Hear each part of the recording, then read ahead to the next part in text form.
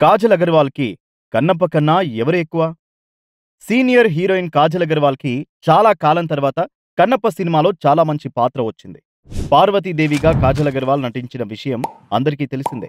ఆ మధ్య చిరంజీవి, రామ్ చరణ్, ఆచార్యలో కాజల్ నటించినా ఆమె సీన్స్, సాంగ్స్ అన్నీ తీసేశారు. బాలకృష్ణ, భగవంత్ కేసరిలో యాక్ట్ చేసినా క్రెడిట్ మొత్తం శ్రీలీల తీసుకుపోయింది. హీరోయిన్ ఓరియెంటెడ్ సినిమా సత్యభామ డిజాస్టర్‌గా నిలిచింది.